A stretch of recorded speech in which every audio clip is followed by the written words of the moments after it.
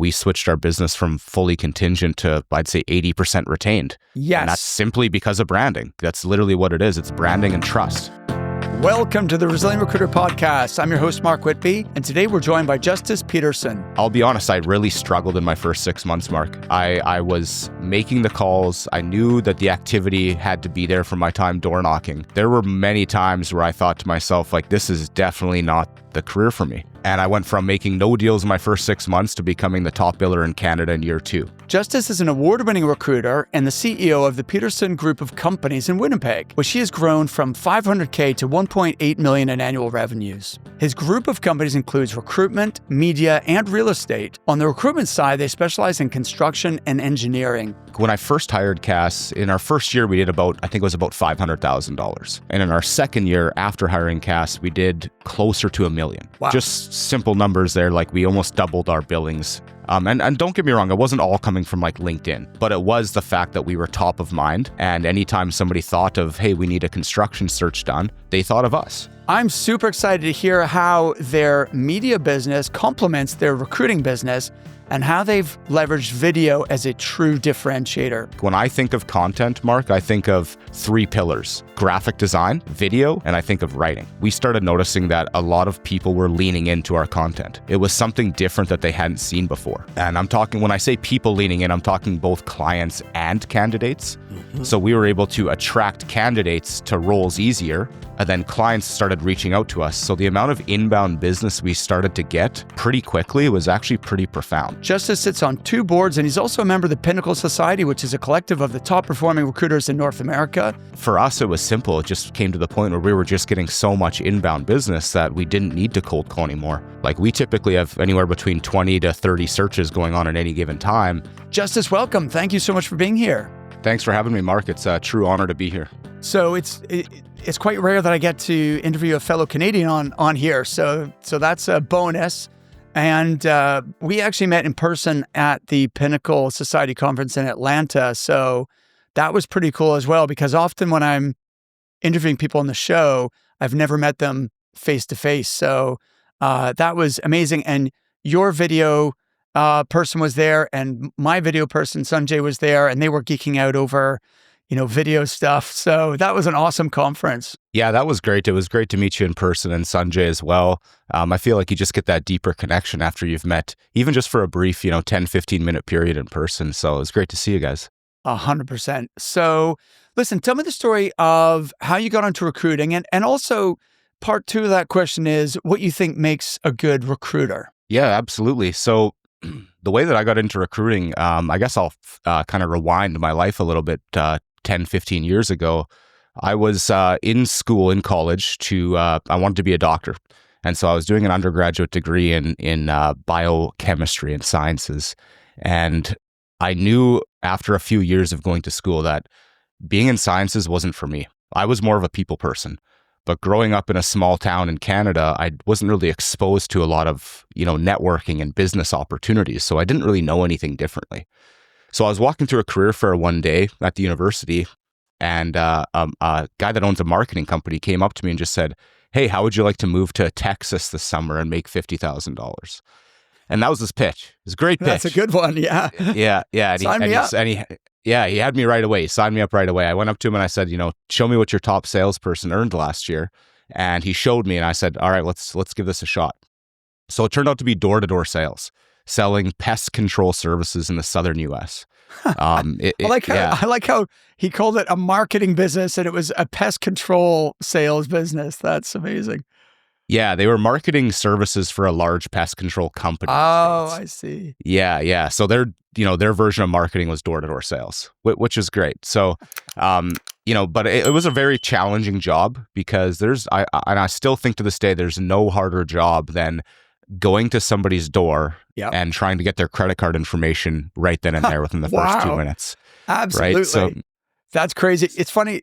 I don't want to interrupt your flow, Justis, but my very first sales job was door to door, but we weren't trying to make a sale. We were booking appointments. So that was in the painting and decorating business. I don't know if you have heard of College Pro Painters. They have them in Winnipeg.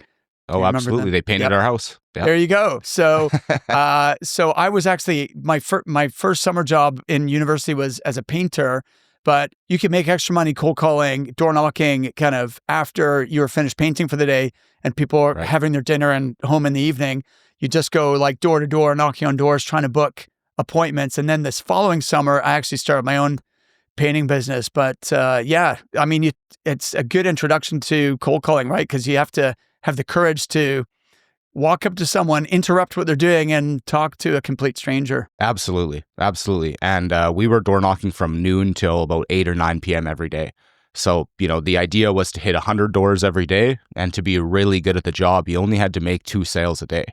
So, getting rejected by 98 people every day was, that's how you build resiliency. And I think that's obviously what makes a good recruiter, right? Absolutely. So I was actually lucky enough where we were in this, my very first day on the job.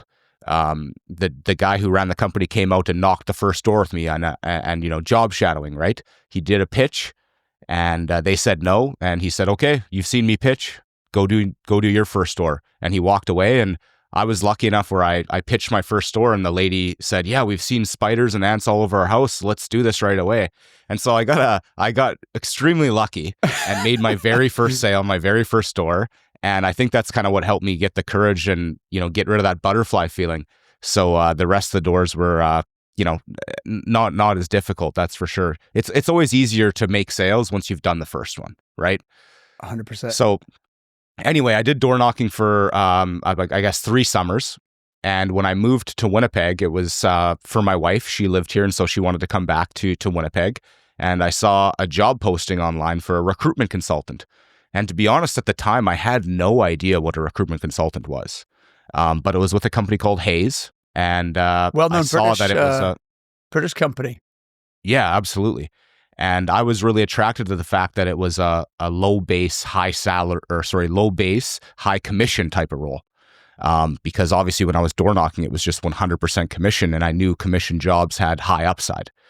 So I interviewed for that position. I got offered the job the next day. And I remember this was back in 2013, and it was a $25K base salary with a commission structure. So at the time, it was basically just, beer and gas money. Like, it couldn't even really pay my rent with it. But I knew once they showed me the commission structure, what I could do. So Amazing. I started with Hayes, and they started me out in life sciences recruitment. Now, I did that because I had a biochemistry background, and they felt like there was a market for med tech, health tech, not recruiting doctors, but more so the technology behind the healthcare, right? And I'll be honest, I really struggled in my first 6 months, Mark. I was making the calls. I knew that the activity had to be there for my time door knocking, but I just couldn't really get any traction in the market. And 4 or 5 months had gone by. I hadn't made a single placement or deal yet. And there were many times where I thought to myself, like, this is definitely not the career for me. I can't get a sale. And so one day I was driving home from work, and in Winnipeg, we have 2 seasons here, winter and construction season. and it's kind of the big joke of the city. But I was driving home one day, and I saw, the road was under construction. There was a big tower crane in the background building a multifamily apartment. There were schools being renovated. And I thought to myself, like, who is doing all this construction recruitment here? There's so much of it going on. And so as soon as I got home, I pulled in the driveway, I went home, and I Googled like construction recruitment in Winnipeg. And the only thing that popped up was one company who was more of a generalist company, just saying they covered construction, but there was no actual specialism. So the next day I went into the office, and I just asked my manager, I said, hey, like, there's no one doing construction. Why don't we give this a shot? I feel like I might be able to connect with these people better. And sure enough, my first week cold calling these companies, the first call I made, yeah, we need a superintendent. The next call I made, yeah, we need a project manager. And we just hit the ground running. And so 5 months of no deals from the healthcare industry to making multiple deals right away in construction. And I went from making no deals in my first 6 months to becoming the top biller in Canada in year 2. So, finding that market was imperative to the success that I had.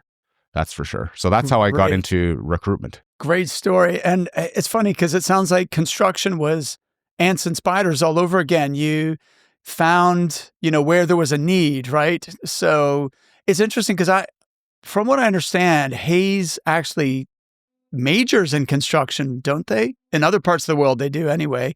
I know we have a client, Jenny Diaz. She and her colleagues are going to be on the podcast shortly. We've already recorded it. And they worked for Hayes down in the States. And that was construction recruitment. So, but not in Canada? Yeah. Yeah. Hayes was a special, like they had industry specific desks and offices, right? So they were kind of generalists that covered everything. Okay. But they did allow construction to be one of their specialisms in my early days starting there, which was back in about 13, 14. Yeah. So tell me what you think makes a good recruiter and now obviously being in the right market and choosing your niche is a huge decision that has an impact on how successful you can be, right? If you take the world's best recruiter and put them in a market that's like contracting, then that person's not going to perform as well as an average recruiter who's in a hot market, right? We've all seen, like when I started in recruiting, it was the late 90s, and I wasn't working this desk, but I could see IT recruiters who were, they weren't the top recruiters, and they were smashing it, right? Just because the market was so hot. But that's not enough. Like, what are the other qualities, attributes that you think made the critical difference for you? Yeah. And, I've gone through ups and downs in the construction market over the years. Like I've been doing this for over 10 years now, right? So we've seen some ups and downs. And I would just say, maintaining activity for sure, but also like giving it time and like fighting through the adversity is so important. We see so many recruiters that, they'll bill well for a year, then they go 3 months with nothing and they just quit and they say this career is not for them and they don't fight through that adversity. So I think, you got to give it time and you got to continue to put in that effort and provide value to the industry. I think one of the major reasons people quit is they look ahead and see how far left they have to go instead of looking back and see how far they've gotten. Great. Absolutely. I love that. It's totally true. And this industry does have a high, attrition rate of rookies turning into career billers, right? And I think that's the reason is this job is the best job in the world, and it's also the worst job in the world at the same time. And when things are going great, of course, it's easy to stay motivated and, to work hard. But the true test is when things are not going great, when you're in a slump or the market's tough, do you persist and keep going? And if you can't, go through that, then it's definitely not the career for you. Anything you want to add to that, Justis, or should we move on? Yeah, no, I think, when you look at recruiters that have been recruiting for 10 or 20 years, they're probably some of the most resilient people that you'll meet. And I know that's one thing I figured out quickly when I went to the Pinnacle Society conferences. All these people that have been career recruiters have fought through more adversity in their lives than any other people I've ever met. Great. Absolutely. That's a good description. So I'll tell you the thing that I am the most excited to learn from you today, Justis, is your media side of the business and how that complements your recruiting business. So can you tell me the story of going from sort of mainly cold calling to mainly digital marketing? Yeah, absolutely. I guess what I would do is I would kind of rewind it and start at the macro level. From when I was with Hayes and even when I first started my own business, is as a recruiter, we typically do cold calling, and it's one-to-one, right? So I'll pick up the phone, I'll call Mark, he says he's interested in business or not, and we hang up, we do it again. And typically, when we're working with clients, we have somewhere in the range of 50 to 100 clients that we, it's a small circle, and we continuously call them for repeat business over the years. So what we did is we said, okay, so how are we going to become subject matter experts in our industry? And once we've demonstrated that, how do we get to scale that, right? So we started posting content online. And instead of going from one-to-one cold calling, it's one-to-many, 1 to 1,000, 1 to 10,000, 1 to 20,000 plus people. So what you're doing is you're actually just demonstrating what your subject matter expertise is. Instead of on the phone to people that already know you, you're doing it online to a larger population of people that do not know you, right? So we were at an interesting point in our business when we made this transition, because we were, as many recruiters face a time in their lives where they're just sick of cold calling. They're hearing a lot of no's all the time, and it's easy to burn out that way. So I actually had this kind of like this epiphany or this hallucination one day when I was at the gym. I was on the Stairmaster. That's kind of my, like, where I do a lot of my thinking. Is I thought to myself, like, how do we scale this business? How do we make it to a point where we're not just making phone calls, but we're actually talking to people online? And so we decided to take the plunge and hire a social media and content manager, Cass, who you met when we were in Atlanta. The funny thing about hiring our first employee, Cass, to help with this is I actually thought, Mark, that I'll hire her and I'm going to go from working 60 hours a week to, working 40 hours a week. I'll work less and she'll take over everything: the Canva, the Adobe, the video, the graphic design, all that. She'll just, hit the ground running. But as you know, when you hire an employee, you have to give them time. You have to give them that investment, right? And so what I actually found is I probably ended up working more hours. So I went from working 60 hours a week to probably the same 60 or 70 hours a week, still doing my recruitment, but also generating content with her. Now, when I talk about generating content online for scalability, though, I'm not just talking about video. I think there's many different forms of content that actually resonate with different audiences differently. So we do a lot of short form and long form written content. We post stills of each other, where we will actually write copy and then post a picture of ourselves. So it's like people are scrolling on their phone, then they see a picture of me and some written stuff and they'll stop. So the scroll, stop. So we call that a scroll stop. There's also video that we do for our clients, right? So when we do a search, one of the nice things about construction for us anyways, and the advantage we have, is that people like seeing time lapses and buildings being built. We have a bit of a visual advantage that way. So we go to sites, we go to site tours, we go to a lot of industry events, and we take video of that and we post it online.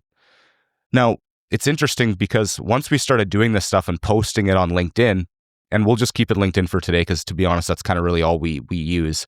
But we started noticing that a lot of people were leaning into our content. It was something different that they hadn't seen before. And I'm talking, when I say people leaning in, I'm talking both clients and candidates. Mm-hmm. So we were able to attract candidates to roles easier.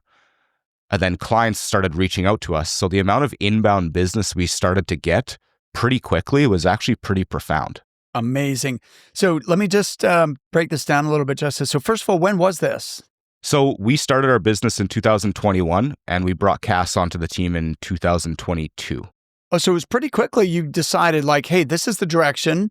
It's going to be one-to-many. It's going to be digital marketing and content. And was Cass, and it was you and your wife initially? Yeah, so it was me and my wife when we started the business. Okay. We did that together for about a full year, actually, before we brought Cass on board. And was Cass your first employee?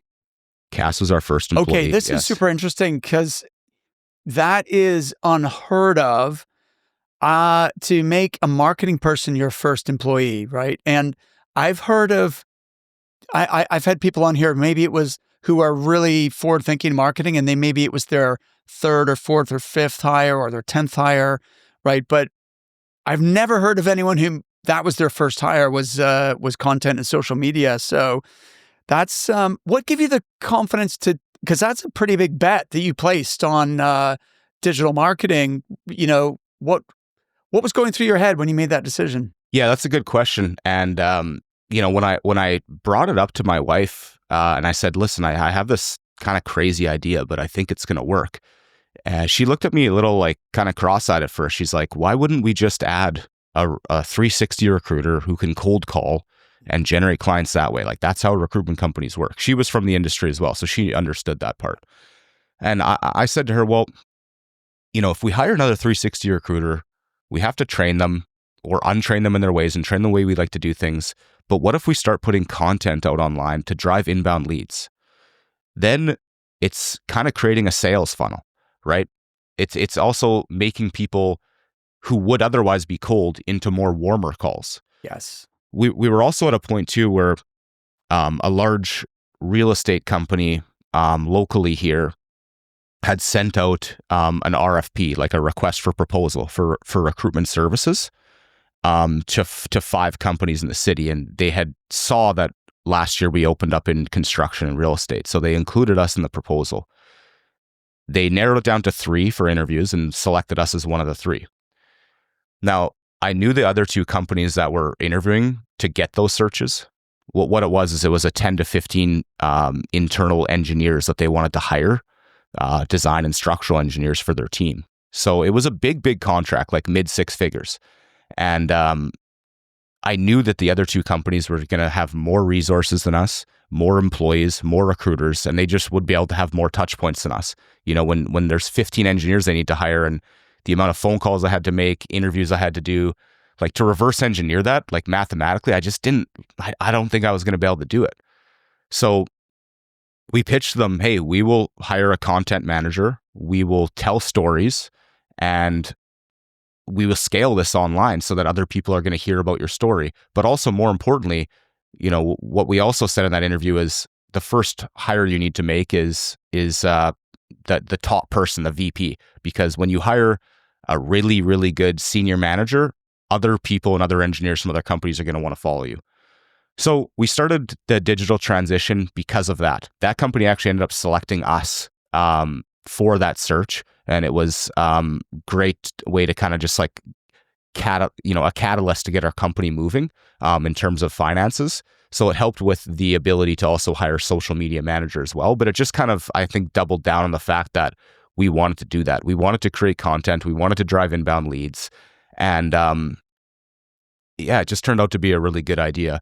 But you're right, Mark, like it was a big risk at first. And I think it was very different than the way other recruitment companies are operating. But that's what kind of made it attractive to us, is we wanted to do things differently. And also we wanted to have fun with it. One of the benefits to having Cass and the marketing department in our team is it makes things fun. When we're developing content, we're thinking about our searches differently. We're thinking about our clients in a different way. And I think that kind of brings the fun back into recruitment. Awesome. I love this. There's a lot to unpack here, Justis. So a few things that are brilliant. One, going back to that pitch to the real estate company, what's awesome is you analyzed the competition and you saw, well, what are their strengths? How do we compare? Like, what do they have that we don't? And how can we mitigate their, our weaknesses and bring something to the table that nobody else is bringing, right, in order to win that business? So that was smart. And then that also helped fund the hiring of Cass, which then was going to benefit that client, but also your business as well. But I think the key to why you won that business is because you talked about telling their story, right? And so they were kind of getting 2 for 1. They were getting recruiting services, but they were also getting marketing. And that was going to help, not just going to help them recruit for those engineers, but it was actually going to help their whole, the whole construction project and the whole venture, right? So they were getting a lot of extra value there. And ultimately, I believe in selling on value, not on price. So, if you're going head to head with another recruiter and you do more or less the same thing to them, right, then the client is going to go, well, they look the same to me. Let's go with the cheapest, right? Whereas what you're offering is so different, you can't really even compare. It's like apples and oranges. Justis, you want to respond to that? Yeah, absolutely. So that's definitely a main thing in our value proposition, Mark. And one of the main reasons we win a lot of searches and get a lot of inbound leads is because we, as far as I know, are the only company in Canada in recruitment that actually has a media department inside their own 4 walls. Right. Sure, you could hire an external marketing agency, but you also have to factor that into your price in the search, and it's probably not cost efficient. So I think that we're the only company doing that. And it brings a lot of value to the client because not only are they getting a search, but they're also usually getting a video that's kind of like propping their company up. What we call it is like a hype video for each client. I love it. Now, some of the searches we do, like we can't always do a video with it because we turn the search around so quickly. And as you know, video, it takes time. Yeah. It's time consuming and it's expensive. But, when done properly, the clients that have used us for those services are definitely winning. And I guess it would make more sense for those repeat clients, right? Because then you do the video and you can recycle that for future hires as well. So just going back to 2022, so you hired Cass. And by the way, you mentioned a point about it actually was more work in the short term. This is what I think people need to realize. If you're serious about growing your company, then, and I mean, when people want to scale, it's because they want to create more freedom, right? But the reality is in the short term, you're going to be working harder. That's just part of the journey. Ultimately, it will mean that you have a team of people around you and, it's not all on you to do everything. And you do have more freedom. But in the early days, you're going to have to work harder. We need to train people. We need to develop people. And also it takes time for people to do well. So you mentioned that you started getting these inbound leads from the content you're posting. Can you quantify that in terms of like, how did that really shift things? Were you still doing cold calls as well? And then like, were you getting enough business from like social media or like, what was the balance there? Yeah. So I guess to quantify that, Mark, like when I first hired Cass, in our first year, we did I think it was about $500,000. Right. And in our second year after hiring Cass, we did closer to $1 million.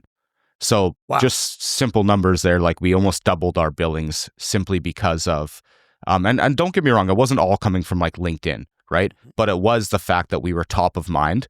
And anytime somebody thought of, hey, we need a construction search done, they thought of us.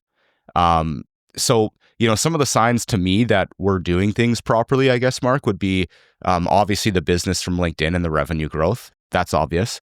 But also, we get accolades all the time. Like we go to industry events and people come up to us every single time and say, I love the content that you guys put out. No one else is doing things like this. That's awesome. Every time a client calls us, they say, hey, we see you on LinkedIn. We see you here. They just see us everywhere, right? And then another thing that I thought was actually really interesting is 2 years ago, I got a cease and desist letter from a certain company that we were recruiting out of their firm. It happens in recruitment, right? People, like companies get pissed off when you recruit their people out of their firm. It happens. I went through my QuickBooks last night, and that same company that sent us a cease and desist letter 2 years ago was our second biggest client last year. That's hilarious. Yeah. So going from getting potentially sued by a company to them signing an engagement letter and wanting to work with us to building a successful relationship, that only came because of what they've seen from us online. So there's that as a third thing. Another thing is, like, I sit as the board chair for the YCLM, which is the Young Construction Leaders of Manitoba. So as a recruiter, I'm not an engineer or a superintendent or a carpenter, but I'm the chair of their board. And I think it's because they recognize we are actually subject matter experts in construction, and they recognize that because we post about it and no one else does. So I've never seen that as a headhunter before, where they're actually sitting as the chair of the board in that industry. That is quite incredible. And so a couple of things you mentioned. One is clients saying to you, you guys are everywhere, right? That is music to your ears, isn't it? When you're running a small business, especially like our businesses are very small, right? We don't have tons of employees. And so but the perception is, and it's because of the social media and the marketing and the content you're doing, the perception is you guys are everywhere. So you have this omnipresence, even though the reality is you're a really small business. But then also the opportunities and the doors that opens, like I'm guessing you would have never been invited to be the chair of this board if they hadn't already heard of you through the marketing that you're doing, right? No, absolutely. That's 100% accurate. And you're right. Like, we are a small business. We're only 5 people here. But there's something to be said about when you go to an industry event and Cass comes with me and she has, a black magic video camera on a gimbal. It kind of catches the attention of people, right? They're like, oh, what's going on here? Absolutely. Like, even when we went to the Pinnacle Society, right? She was there videoing, and people are just like, they're interested in being on video, or they're interested in what's going on, or after the event, they're going to keep their eye online to see, is that video going to come online somewhere? And, the highlight video, I want to watch it, right? whether they like it, comment it, engage on it at all, you know there's eyes on it. Yeah, absolutely. Okay, so you doubled your business between 2022 when Cass came on and 2023. Um, and you also have the qualitative, like people telling you at events, oh, I see your content, and you are getting inbound leads. But do you know what the split is at this point in terms of outbound, like jobs and new clients from outbound versus inbound? Well, right now it's 100% inbound. I haven't Is it? made a Okay. single outbound cold call in over a year. So what was the process for transitioning then? Because you don't want to turn off one tap until the other tap is flowing, right? Because otherwise your business, like you have no pipeline. Yeah, yeah. And I think like you need to be strategic about that for sure. But for us, it was simple. It just came to the point where we were just getting so much inbound business that we didn't need to cold call anymore. Like we typically have anywhere between 20 to 30 searches going on at any given time. Wow. And we have a whiteboard wall in our office. It's painted white and we can write on it any time. And that's constantly filled without us having to do cold calls. So, it keeps us busy enough, but it did take like a lot of time to get there, Mark. Yes. I don't want your listeners to think like, oh, you hire a marketing person and 30 days later, you're going to be getting all these inbound leads, because that's not how it works. And a lot of people are wired to think, 30, 60, 90-day return. But this was something that happened over the course of 2 years, not 30 or 60, 90 days. Like when I hired Cass, the idea was, okay, we'll give it a year and see how it does. But you could also work a full year creating content and that content's not good and it gets you nowhere. So you need to be creating like well-curated quality content. I do think it needs to be a variety of things. Like when I think of content, Mark, I think of 3 pillars. I think of graphic design, I think of video, and I think of writing. So, I think this is important for your listeners, because if people are interested in going out there and finding a good social media manager to add to their team, those are 3 pillars that they need to look at. And it's very, very difficult to find somebody that can hit all 3 pillars. I was about to ask you exactly. So I love those pillars. To me, my team, I'm probably such a pain in the ass because I'm so fussy and pernickety about design. And I think it just makes such a huge difference when you've got a really high quality design. It really elevates your brand and everything you're doing. And if it looks like crap, then that reflects on your service as well. So design is really important. But writing as well is a skill that I think you can develop, but a lot of recruiters, it's not like, and I don't, well, yeah, writing in general, but especially marketing, social media, copywriting, that's a skilled, thing, right? That a lot of recruiters don't have.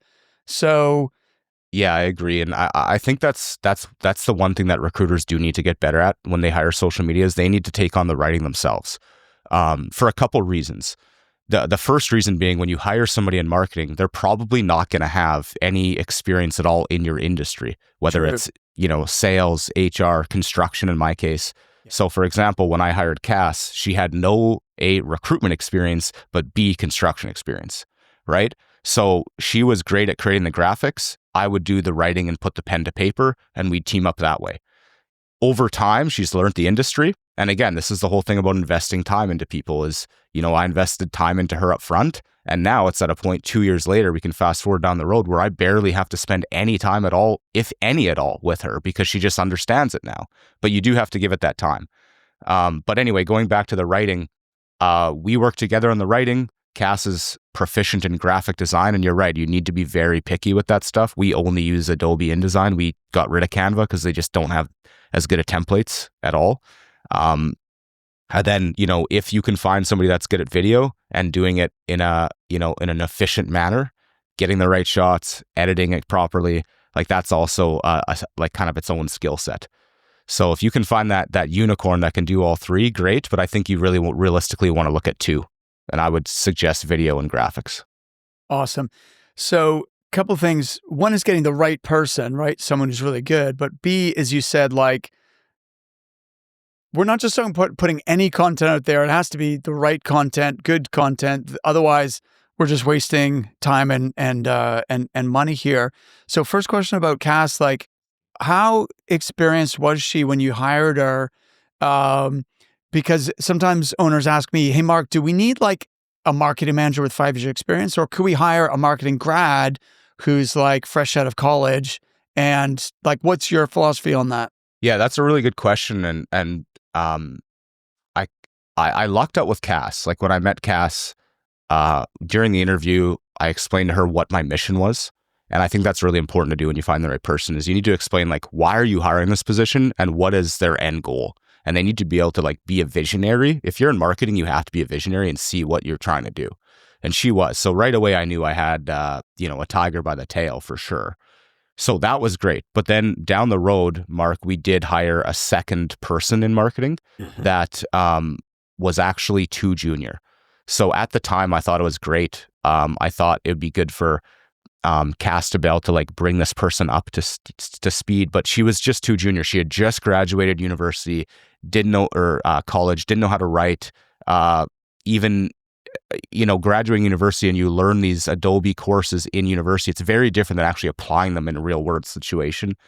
So we found that it was actually taking too much time away from the content we needed. So I guess my answer to that would be like, definitely not somebody fresh out of grad school unless you want to give a lot more time to train them. But the truth is like recruiters aren't the ones that should be training marketing people. Like, I don't know about you, Mark, but personally, I don't know Adobe Premiere, Adobe InDesign like well enough. Like Cass trained me on that. If anything, I should be able to train her on the industry itself. I'm thinking more like social media, for example. You are probably going to know more about LinkedIn than like a marketing grad, right? And so you are training them on the platforms that matter to us, as well as the type of content that will resonate for your audience and all that kind of stuff. Yeah, absolutely. And you also don't want to spread yourself too thin. Yeah. Like we focus on LinkedIn and that's it. Okay. There is obviously Facebook, there's Instagram, there's Twitter, there's TikTok, whatever else. We don't focus on that at all because LinkedIn is business savvy people. They want education, they want inspiration, they want information. And those are the types of people we want to get in front of. I think that's a good point. I've made that mistake is trying to do every channel and just spreading yourself too thin and diluting your resources. And it sounds like what you guys do is you just want to pick your best channel and really master that and put your whole weight behind that so that you can have a bigger impact, which kind of makes sense now. I feel dumb now looking back, trying to do Twitter and Facebook and, Instagram and everything else. Well, we did those things early too, Mark. Like that, those are mistakes we made, and we found out pretty quickly that just the traction on LinkedIn was a lot better. That's all. Yeah, makes sense. So, what is the strategy or the calendar look like as far as the frequency and the types of you've given a flavor of the type of content, but like what's the system as far as like on a weekly or monthly basis? How many pieces of content are you sharing on LinkedIn, and what's the mix? Yeah, so we have a goal every week to put 4 posts out online. So every week, and we like to mix it up. So we do graphics. We like to try to do one video, a graphic, and then a written piece as well. Try and mix it up so there's something different each day. And those graphics can be 1-page graphics. They can be 3-page carousels. Videos are typically something that either I try to stay away from like me talking and giving recruitment advice, and it's more about like highlighting our clients and highlighting industry events and kind of propping up the industry that we're in, because that's what we find drives the most inbound leads to us anyway, is when people see that we're demonstrating our industry expertise, which is more about construction recruitment, not just generalized recruitment. So yeah, we actually use Loomly. We used to use Monday.com, but we now switched over to Loomly about a year ago. And we've got a content calendar that's typically built out for about a month. But of course, we leave wiggle room each week in case like a current event or something pops up that we need to be on top of within 24 hours. Love that. Does that make sense? Yeah, definitely. So you've got your content calendar planned a month ahead, and it's typically 4 posts per week. And you've described the variety. So, and it's also interesting that a lot of your videos aren't you talking, that it's about your clients or about your industry. So, that is awesome. Anything else that you think people really need to know or understand about video and social media content? I think, a lot of people might look at this and think that it's just not, it's not doable. Like they don't have the capital runway to do it. But I think what I would say is it doesn't have to be an extremely high budget effort. Like you can do this with a low budget effort. You can hire a new grad out of college and you don't have to pivot to video right away. In fact, I would probably encourage people to not pivot to video right away and probably to just start doing writing and graphics and posting that online. Because as you put pen to paper and write about your industry, you're learning more about your industry, but you're learning how to communicate better when you write, believe it or not. So if you can get the writing down and the graphics down, it's going to help you when you do pivot to video to be able to communicate that a lot better. One thing that I notice when people do video is there's a lot of people that aren't good at it and they need a lot of coaching. And it's because they haven't done the prerequisite to video, which is actually communicating in written form. I would argue, Justis, that putting content out there on LinkedIn is mandatory. Like if you want to build a recruiting business and build a brand, like what you just described is the minimum. Like that's the cost of entry, right? Is writing and images and graphics. I think where you have though distinguished yourself is really pushing beyond that, because even getting people to do that, okay, that's the first hurdle. In our coaching program, we get people like day one, this is what we're doing, right? We're going to be posting on content on LinkedIn, and if you're already posting, then it's leveling up, what you're doing, the frequency or the quality, or ideally both. But where you've excelled and created something that's a true differentiator in your market is with video and telling your clients' stories with video as a medium. And I think that is what's like really elevated you above your competition. I'd like to shift. Absolutely. Sorry, go ahead. Absolutely. Absolutely. And the only way we got there was by starting with the other pieces first. Okay. Like I think the biggest barrier to people posting online, Mark, and maybe you disagree with this. I mean, you're the one who coaches your clients on it, but it's like a psychological barrier. Yes. People just don't have the courage to do it. Like everybody is, for the most part, an expert in what they do. Absolutely. But it takes a lot of courage and a lot of just time to sit down and think about what to put out there. Yeah. But once they do that once, and if they can do it consistently, they'll get good at it. It's just like anything else. You have to be bad at something before you get good. You have to be the fool before you become the master. It's funny because Sanjay and I actually did a podcast episode specifically about this, and it is like imposter syndrome. Like why would anyone want to listen to me? Or I don't know what I would say that would capture. But you've just hit it on the head. It's having the courage to put yourself out there, but it doesn't take any more courage than cold calling, right? That requires courage as well. So if you can cold call, you can post on LinkedIn for sure. I'd love to talk more about building a brand though. Is there anything else apart from what we've already discussed that you think, well, first of all, why is creating a strong brand crucial in today's recruitment market? Because it does sound like a lot of work. And that's the other objection. Well, the three main objections, one, as you mentioned, is mindset, and it's like psychological. Mm-hmm. Two is it seems like too much work and I'm already working 60 hours a week, so I don't have time for this. Or number three, they're not convinced there's going to be an ROI. But you've obviously disproven that. But why do you think anyone who's serious about building a business needs to focus on building a strong brand? Well, I think the industry is evolving a lot, and I think down the road, the recruiters that have a brand are going to replace all the recruiters that don't, in my opinion. And like if there's a small company out there that has really good branding, they're always going to beat a bigger company that has inferior branding. So branding is one of the most important things you can do for yourself and your recruitment business, and there's no question about it. And I think anybody that thinks otherwise is sadly mistaken. Now, I think the other thing with branding. Interject there for a sec, Justis? I agree 100%, and the reason is, like, the industry is on the precipice of a massive transformation. Right, the recruiting industry is changing faster than I think a lot of people realize, and AI is going to replace a lot, not recruiters not all recruiters, but it's going to replace some recruiters and certainly replace some aspects of what clients use recruiters for. And so, but the ones who are the most prominent and respected in their niche market, that's like a moat around your business that protects you against changes in the marketplace. So for example, I suspect, I've not tested this, but if I ask ChatGPT, find me a construction, an engineering recruiter in Winnipeg, I suspect that the Pederson Group of Companies is gonna come up, right? So because you've got a footprint, you've got a digital footprint with lots of roads pointing back to you.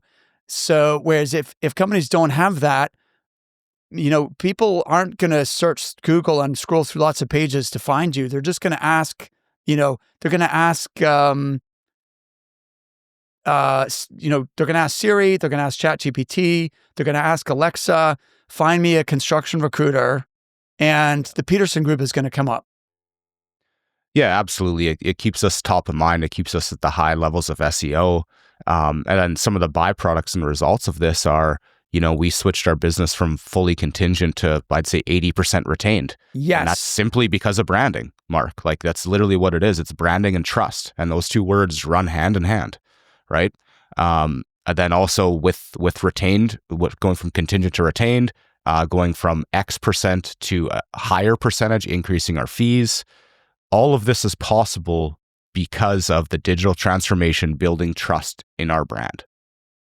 Tell me about that transition then. So was that gradual? Was it all at once? When did you realize, hey, the contingent business model, we want to get paid up front? And then how long did it take you to get to that point where there's 80% of your searches are retained? Yeah, it kind of ran parallel with our digital transformation. So when we first started our business, we were 100% contingent, and we needed to do that because contingent is usually pretty quick in terms of energy expended versus money in, right? There are definitely a lot of searches that you take on the risk and you don't make any money on. But when you're first starting a business, I think, and even when you first get into recruitment, you need to do it contingently, and there's always going to be room for contingent recruiters in the world. But we just noticed as our business grew, as we started getting a lot more inbound leads, it was honestly a lot to do with demand. When our services were in high demand, we started demanding retainers because we needed to know who to prioritize, right? Absolutely. And the people that were willing to give us retainers, we knew were serious clients that wanted to partner with us. And those are the clients you want long-term. You want clients that are going to come back for repeat business, that are going to co-brand themselves with you.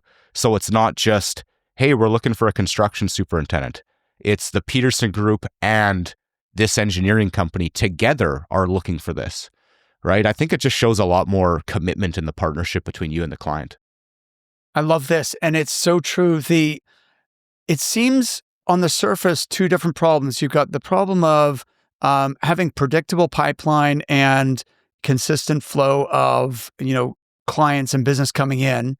And then you've got the problem of how do I'm tired of, filling only 1 in 4 orders because the clients move the goalposts. I want to move to retained.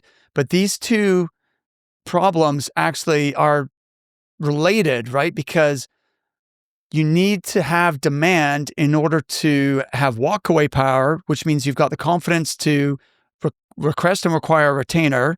And then that's one of the filters that allows you to know which of these jobs should we work on and which are we going to put to the side and only throw a resume over if it crosses our desk kind of thing. So were there any other, so one of the keys it sounds like was it went in parallel with you building your brand, focusing on digital marketing. Were there any other key shifts that you had to put in place in order to start winning that sort of business? No, it ran parallel with our digital transformation, the demand for our services, the branding that we had behind us. I think that only experienced, mature recruiters can do retained searches though, because you need to have spent time in the industry. You really need to know the industry like the back of your hand. And you need to be able to back up the fact that you're guaranteeing you're going to fill this position, right? Like when you take on a retainer, the pressure's on. Yes. It's not like, oh, I didn't fill this role in a week or two, I can just move on to another client. Like that's not how that works. So you need to be able to guarantee you're going to fill the position, but then you got to back it up.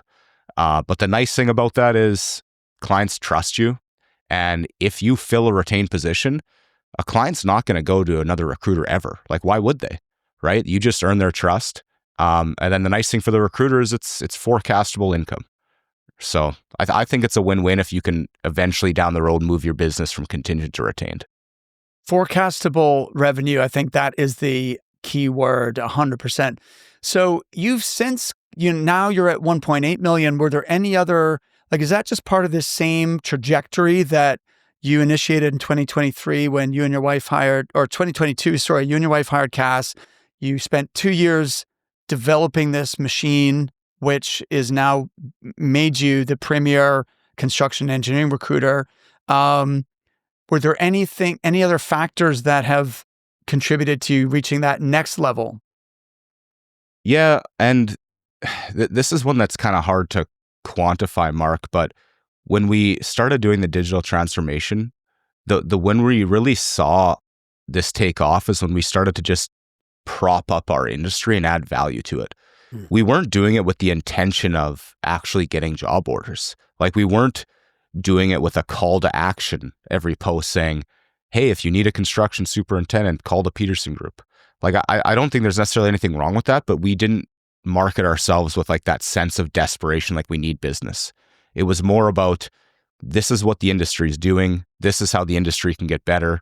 And I think people saw that along the way, and there was a lot of humility to it. It wasn't asking for business. And I think that's kind of like the reason we get a lot of business is because we don't ask for it. As ironic as that sounds, but we're just doing a lot of work to make the industry more well-known and take a negative stigma out of it, as construction's always had that stigma.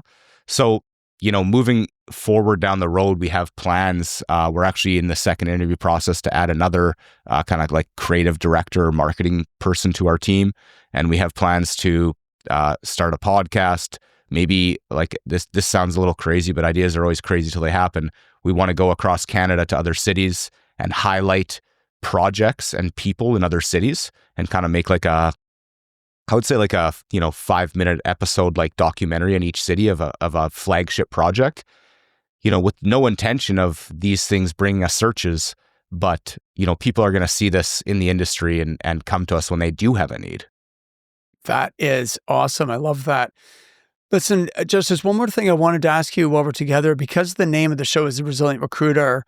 I'd love to hear your journey, because I follow you on LinkedIn and I've seen you post about your health journey. Can you talk about the impact? Like, first of all, what triggered that and how that personal transformation has had a profound impact on other parts of your life and your business? Yeah. Happy to talk about it. I'm pretty open about these things. So I quit. I'm approaching about 980 days or so sober. And to be honest, there wasn't like necessarily one specific event actually that made this happen. It was kind of years of building up to it. And I think that's a common fallacy, Mark, of like addiction is you hit this rock bottom and your life changes. Well, that's not actually what happens. Like typically addicts have many, many bottoms, right? So throughout my life, I made many mistakes. I got kicked off one of my varsity sports teams for performance and drinking. I've been to jail before. I've stolen a car. I've made a lot of mistakes, and the common denominator to all of them were my drinking. And so, I about 900 days or so ago, I decided I'm done. No more alcohol, no more booze, no more weed, no substances at all, nothing that can alter my mind. And I decided that I'm going to go to meetings and get myself better. And so, that's really changed my life. Just having a clear head, never worrying about alcohol anymore, where I'm going to take this client, what I'm going to drink with this person. It's really kind of the foundation to my life now is my sobriety. And I think a lot of people actually appreciate that because they know I'm always honest with them now. A lot of clients and friends and family members, it's actually deepened relationships. So at the beginning of it, I thought I'm never going to have another friend again. I'm never going to be able to wine and dine a client again. Right. But these are all things that I think were actually just mistakes in my mind. So with that, obviously my business has grown a lot in the last 2.5 years. Like I would have never been able to accomplish what I've accomplished in my business while I was drinking. I was very functional, Mark. Like I would still be in the office at 6 a.m., very hungover, but still here, still working, then going out at night. So I would put the fun in functional, but it was ruining my life at home, and realistically kind of just like deteriorating on the inside. What it was for me was I was very, like if you saw me from the outside looking in, you'd say, hey, this guy has a house. This guy has a wife. This guy has 2 kids. He's got a good job. Like he's got a great life. But on the inside, I was probably like the least happiest I'd ever been in my life. And that's when I realized like there's something a lot more profound that's like broken within me. So it wasn't necessarily drinking, like that's definitely a problem. But my real issues were like very low self-worth, depression, insecurity issues, imposter syndrome, things like that. So once I learned how to deal with those problems, like going to meetings, talking to a therapist, I realized that alcohol was actually just the remedy. It's like, that's what I would drink to numb the pain and to make me feel better about myself. So once I started taking care of myself and making myself more confident, myself feel better, I didn't need to rely on the drinking anymore. And it's genuinely turned my life around. I've got deeper relationships with all my clients. I'm able to lead a team and grow a business. I go to the gym every single day. I'm clear in my head every day. I'm not, operating with like this fogginess in my mind. It's totally turned my life around, and I put it all in my sobriety. It's been an amazing transformation. Thanks for asking. Justis, that is such a powerful story and hugely inspirational. So thank you so much for sharing it so openly with our listeners. Because, yeah. Well, I appreciate you asking me about it, and I'm I actually sponsor people in the local construction industry in the community now that I've got sobriety under my belt. So I'm a pretty open book about it. I made a post about my sobriety, and I got more inbound DMs from that message than I've ever had from any other thing. People asking me to help them out. And I didn't realize how many people that actually do suffer in silence and don't have the courage to reach out and talk to somebody. So, always happy to talk about it, Mark, and thanks for bringing it up.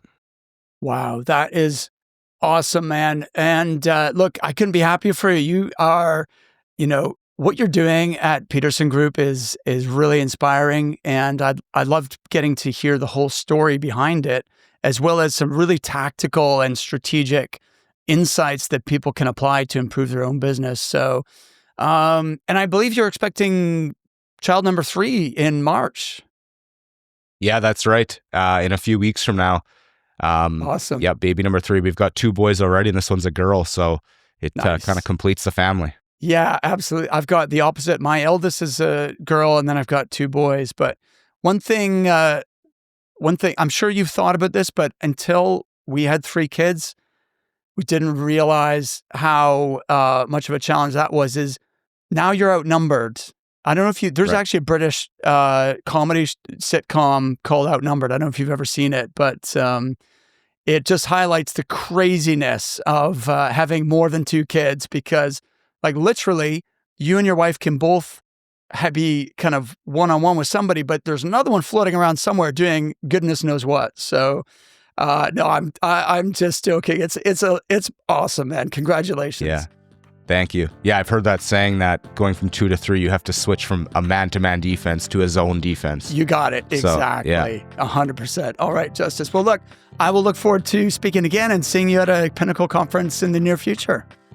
Sounds great, Mark. Thanks again for having me on. Take care. All right. Take care.